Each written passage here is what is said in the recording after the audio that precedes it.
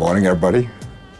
Brian Singh here from Brian's Table, and I am in Mumbai, India. And today we're in for a real treat. This is something that I did not do on my first trip to India in 1991, and it's a World Heritage Site, and I'm so looking forward to this and sharing this with you. Today we are going to the Elephanta Caves. Let's go. As in India, L means lobby, and that's the ground floor. I'm not a big fan of the early morning start, but to get through the caves, and they are fairly extensive, they recommend a few hours, and the earlier you go, the better it is. While we're waiting for a vehicle, I want to show you one feature that's part of any large hotel here in Mumbai. They have a very enhanced security at everywhere. You have to go through a metal detector, and there's also an X-ray machine. I was just trying to show you what the security arrangement is here, and another reason to stop me filming on everything. India, there's a lot of rules that people enforce and nobody follows, and it's very frustrating for those of us who are trying to share our experience in terms of what it's like to travel here, and there's all these restrictions on videotaping. I get it. Again, I'm in a foreign country, and it is something that the rules do differ by location, and I try to be as respectful as possible, but when I try to follow the rules or try to figure out what the rules are, I don't get any consistent answers. And that's also one of the reasons why, when I'm off to the caves today, as I'm waiting for the car, I'm not sure what equipment I could take. I've gone online, there's no clear direction as to what you can take. Selfie sticks, I've seen people pull them out all the time. India really does need to figure this thing out, because, as I said before, anytime you go to these sites, there's always going to be somewhere after you get all through the restrictions and you get through security, there's a request to please share all of your videos and tag them on it. Can't have one without the other, folks, okay? There's a lot of us who do try to play by the rules, and yes, people who break the rules should be penalized, and also regulations do crop up based on all the odd exceptions. I know how policy is made, and anything that helps create a better tourist experience, as well as something that is going to show your particular location in a more positive light, would obviously work to your benefit. All right, little round over. We're going to go on to the caves. Another feature over there, they check the car trunk of every vehicle coming in. The driver is waiting outside, so again, he didn't want to deal with the hassle of coming in and opening up his trunk.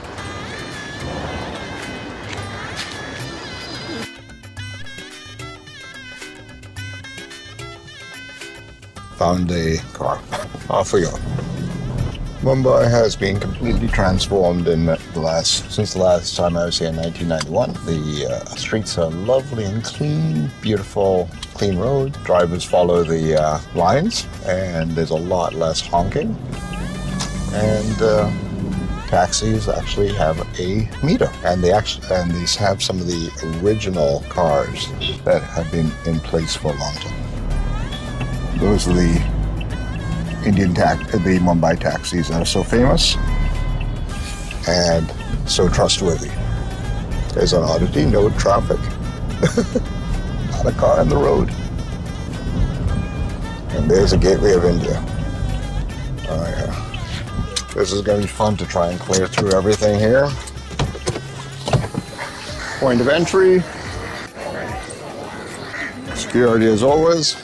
Just going to put the camera in the bag at this point.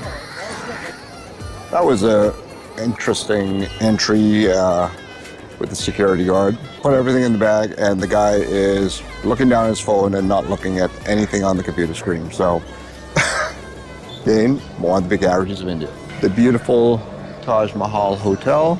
Beyond being a magnificent structure and the adjoining property there, this was the scene of the horrendous attacks on 26/11 of 2008.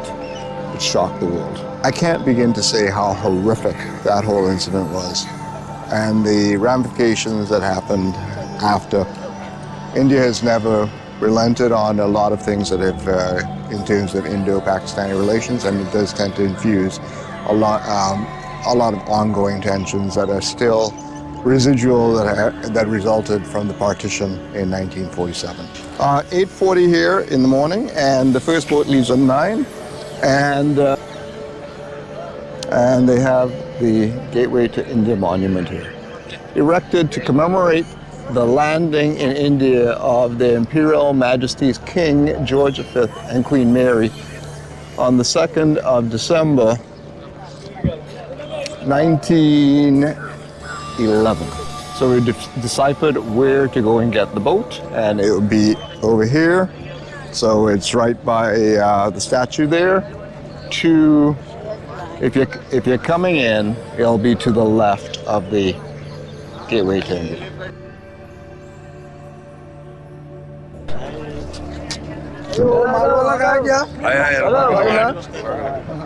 This way. Take in.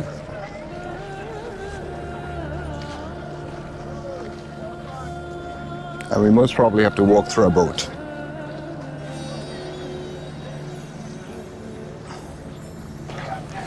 This is quite a dangerous set of steps here.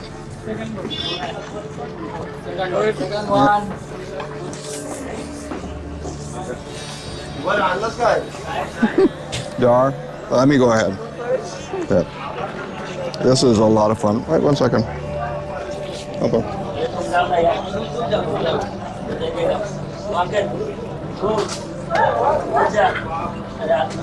Safety is never really a feature on some of these things here in India. If you want to sit upstairs, you have to. Can I go up? Okay. All right. There you go. There's an additional charge. Okay. 10 rupees. And we wonder why the Indians are so good at finteching. They know how to monetize every transaction. And off we go.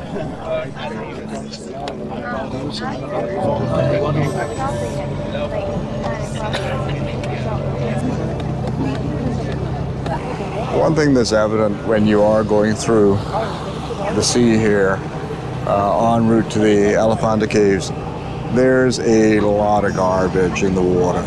And it's a little surprising, but not surprising. There's a lot of things still developing, and given, obviously some of the unfortunate events that led to India being put into poverty and the exploitation by the British, India's got a long way to come back. But they are moving rapidly, and it's quite remarkable. But the area around dealing with the garbage in the water, that's something that they have to work a lot on. There you go. All plastic. So when we talk about trying to ban single-use plastics, you get a lot of evidence here just off the coast of it, between going from the Gateway of India straight over to the Elephanta Caves. I'm going downstairs to join my sisters.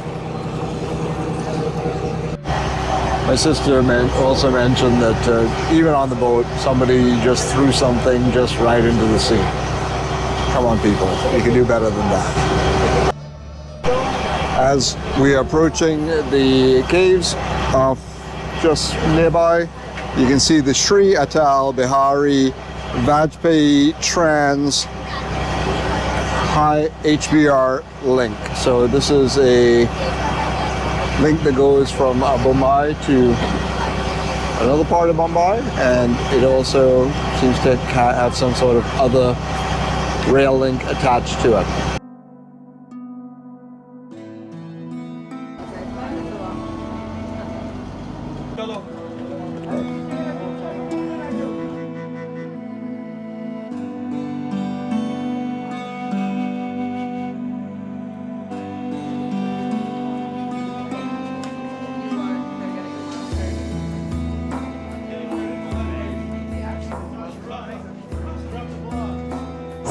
So we're on the train that goes towards the caves. Hopefully cut down some walking, but I saw that the entrance that they're selling tickets to the train, but we were advised that the train is free. So we're going to see how that works out. Another interesting feature of the train is watching how foreigners versus locals sit down. A lot of other groups, they basically sit in groups of 4, whereas other groups like us, we're trying to fit in 6 of us. Yeah.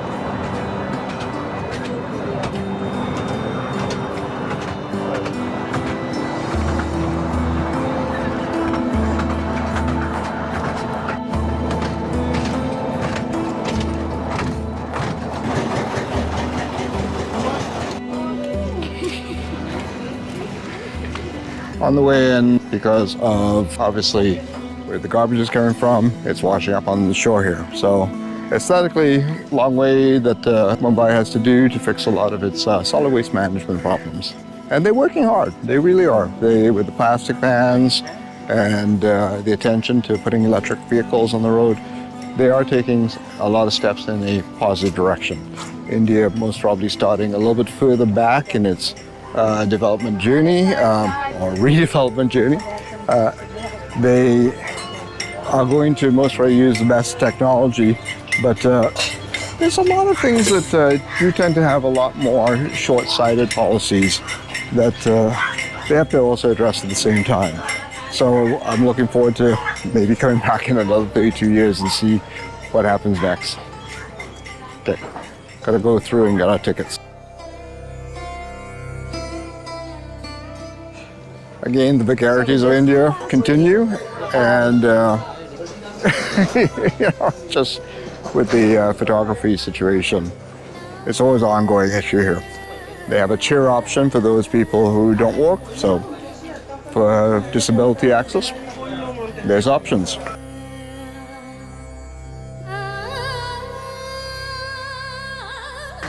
And this Elephanta Island is a coastal area. The port area is a 7 kilometers. So do people live on the island? Yes, yes. So on this island, 3 villages. Rajbandar, Shedbandar, Morabandar, 1,200 people live on this island. The steps become a lot steeper.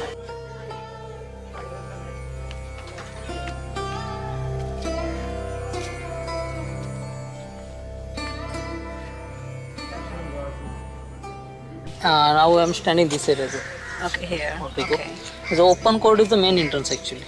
Okay. So why we not there? Actually now all people come this side. That's why they open this entrance. All welcome to Elephanta Island. My name is Roger. Why calling Elephanta? Because Portuguese people came here 16th centuries, and when Portuguese people saw a big stone elephant sculpture. So Portuguese people loved it and shouted Elephanta, Elephanta, Elephanta. So Portuguese people given the new name this island, Elephanta Island. But this island is the original name is a Ghara Puri. Yes, Ghara means priest and Puri means city of the priest, because 16th centuries before, Hindu priest people live on this island. So this is all Lord Shiva temple.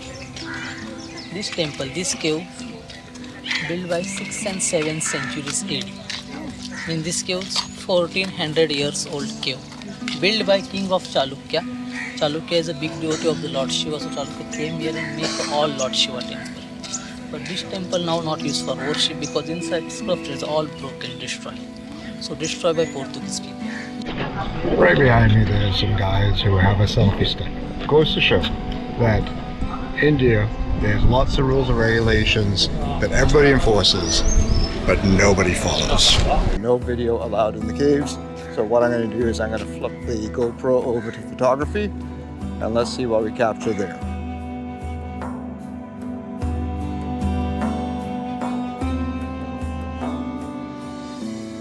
That was spectacular.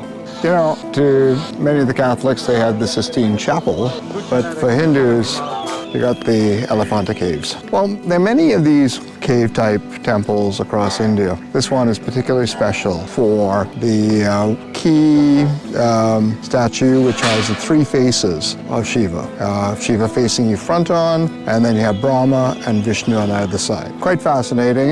It's the most unique element of this temple in India. So that's why it's well worth visiting and having that experience. But this is the actual process by which they built this temple is amazing because they built it right into the rock, and because it's a volcanic island, the rock is basalt and soft enough for carving. They also knew that they had a certain amount of distance to play with because there's over there's rainwater collection, and those of you who know me well, wherever there is water management, there is society, and they were very astute at that, and they had a very intricate rainwater collection system here on the island, especially when you're surrounded by sea. The other thing that was also quite enlightening among many other things, because it does show all the multiple faces of Shiva in there, was the symmetry was part of knowing that they had a certain amount of distance to play with, and the mathematics of the temple are astounding. They're really quite something. And you know, you learn little tidbits in there about, well, I do have a cousin named Chandra. She's very close to me, and there's a statue, and she's holding a pot of honey. So Chandra means moon, and given that she's the one who bears the honey, that's where the term honeymoon came from. But I think one of the key elements to this is witnessing, you know, the aspects of colonialism here and what it did. The Portuguese really did a job on, when they came to India, destroying this temple, the bullet holes you could still see in the statues. And it's good to be a witness to some of these historic atrocities, but also what has become a fact of history. And it's great to see how India is trying to reclaim what their history is out of this. For instance, in there, on the posts, there's a lot of markers from the British, and also on some of the statues of Shiva written on with English words. So colonialism did have its elements in multiple forms based on who was colonizing at that time. But this thing is really on the scale. If you have been to the Sistine Chapel or you are into all of these religious sites, this is amazing, it really is. You get a sense of how many stories that have appeared in English literature that have been taken from the Ramayana and other religious texts, you know. It is quite something to witness. Again, the co-opting of the culture. So there's another one of the caves, and this one is empty. Actually, this is a 4 number, this side.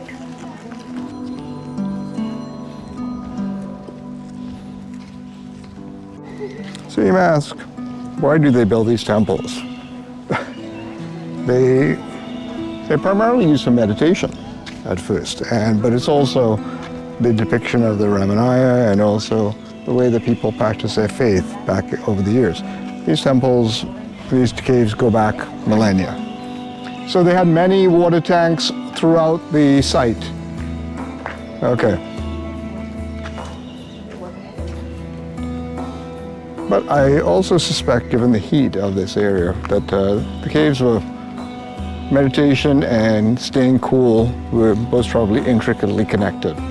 Gives you a sense of, you know, one thing that I had to dig back in, comparing on the Polonnaruwa video. Yes, I got that right. The population of India in 1400 was already at 100 million people. So when you start to have that level of society, that breadth of society already on the Indian subcontinent, and it was most probably one of the more populous areas, as well as with China. When you have a large population in certain population centers, as most of them were in the Maharashtra area in southern India, they use the temples as forms of overseeing government, very much as we've seen in the Gangarama temple in Sri Lanka. We can see over here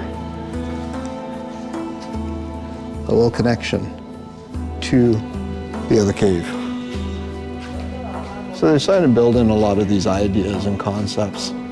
And again, this was one of the earlier ones as well. They got a lingam there. This is Cave 4, dilapidated cave. not going to go in here. These are snapshots into societies of past, but also how societies have dealt with forms of contact from, Europeans, and also because of the trade that went on for many years across the Arabian Sea.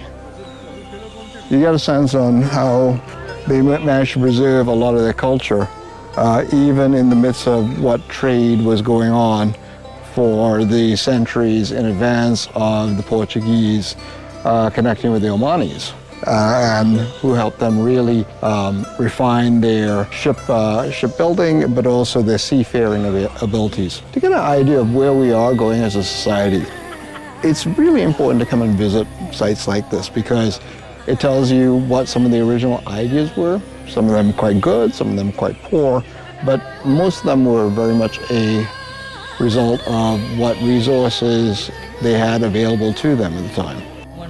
Heading on to the last cave here. This is the cave 5. You have to think of this in reverse, like 5, 4, 3, 2, 1, where cave 5 was the prototype, and then 2, 3, and 4 the refinement, and they searched for better rock, and then cave 5 was where they built their masterpiece. Dar, you're telling me that you're chatting with a friend of yours, and what they were saying is that they took down all the British monuments, the statues of... For the British people. Yeah, and where do they put them? And they put them in the zoo. So which is appropriate. So Victoria is now in the zoo, and Edward is in the zoo, and George is in the zoo, and all their wives and concubines maybe are all in the zoo. All right. In Mumbai. Yeah. So given all the debates that are going on in North America right now, that's where General Lee needs to be. Yeah. So Jefferson Davis. Yeah. So India is taking control of some of its identity on what constitutes being Indian by in taking down all the British monuments. You don't hear about this, do you? But it's quite something. In every country where the British colonized, don't be one would highly suspect that this is the future of where these statues are going to be, and most likely be put in a historical context. And maybe they could use them to swap with some of the antiquities that were taken from those countries, such as India and throughout the world, that are now in the British Museum and in museums throughout Europe. Lingam in the distance, but you can see the quality of the rock.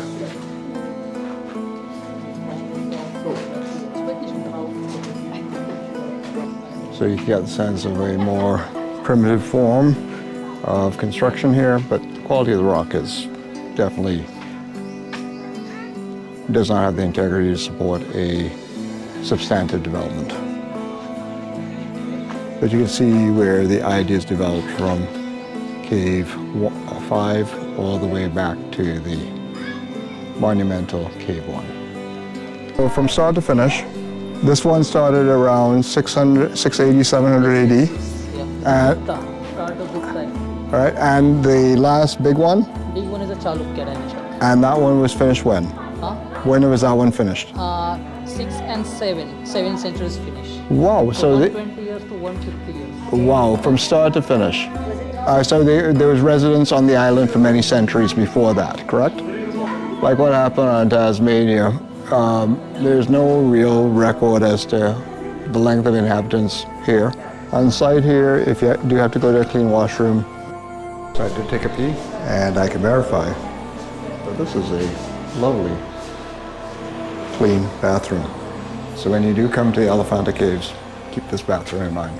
Wrapping up here at the Elephanta Caves, keep in mind that your boat ticket is a return ticket.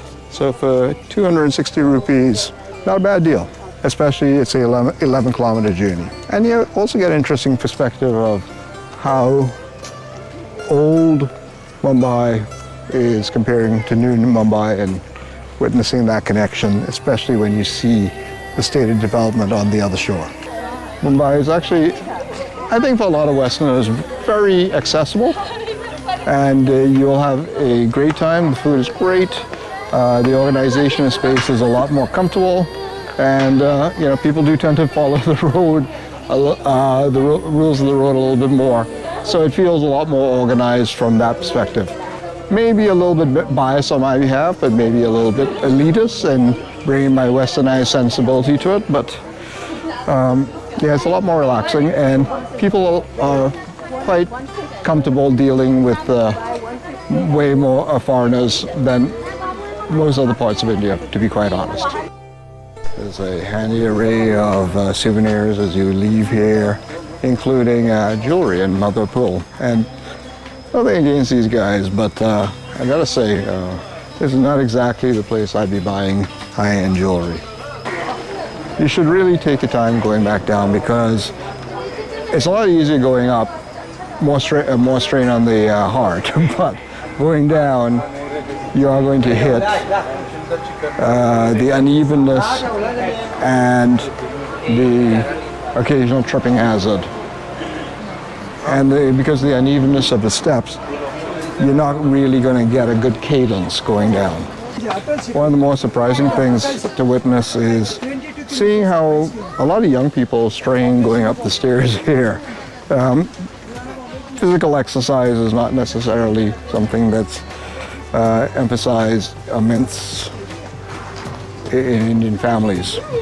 I'm making that assumption based on a few conversations I've had, but also just the observation in Trinidad of the way that the Indian population, and also I'm going to say in other parts of the diaspora I've witnessed, the whole idea of working out and staying fit, it's not something that is promoted, which actually does lead to a lot of discussion around what's going on here in India as I keep harping back on the growth of hypertension and also diabetes and all the other associations with living a sedentary lifestyle, having a poor diet.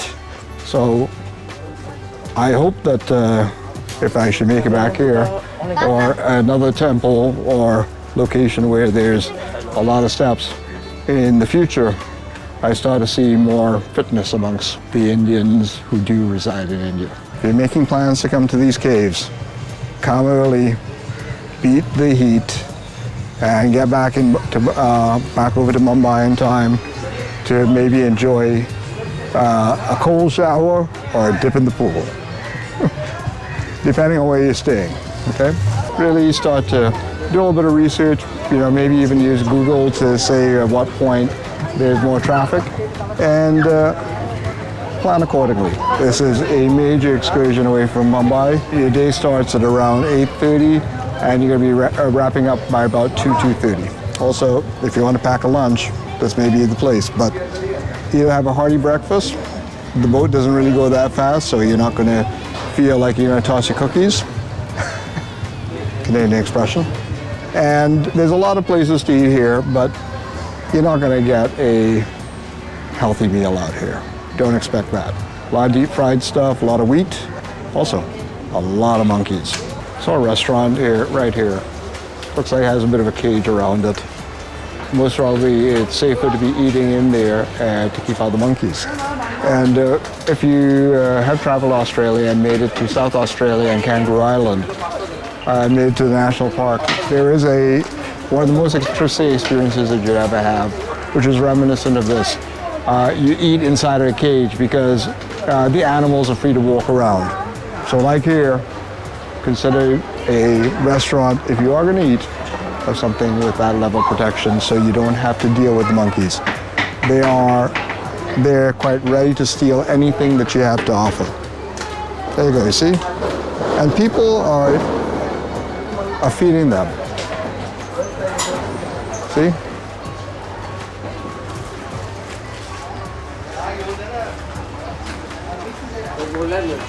Certainly you can ask, but a lot more personal responsibility and social responsibility that has to go into that. And where there are no waste management solutions, nature is the obvious choice, unfortunately. But give it a few more years, this place is going to be sparkling clean. I do have faith, but when you do see the level of development that is going on here with that big 22-kilometer bridge off in the distance, that India has shown that it's managed to take on monumental challenges in the face of what colonialism did to it. And here's a very good example of what happened. And you can witness the effect of it and the long-term challenges that resulted from it. This boat ride back is not going to be the cleanest affair. There could be a bit of spray coming off the sea with the wind picking up. So we'll see if I do continue on and take a walk back to the hotel, or if I just get in the car and say I need to go and disinfect myself. Stay tuned for that one.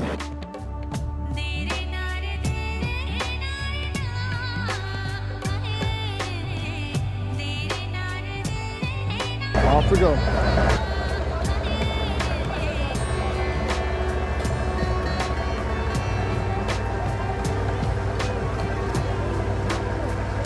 And that, my friends, wraps up my day at the Elephanta Caves. Well worth the visit. It's a complete experience, you know, with the boat ride out there and also the start here from the Gateway of India. With that in mind, thanks for watching. I greatly appreciate the time you spent with me, and I hope that you got to see the world a little bit differently through my eyes as I tried to document my visit over to the Elephanta Caves, and in my own way of just going out there and tasting the world. Okay, folks, peace out.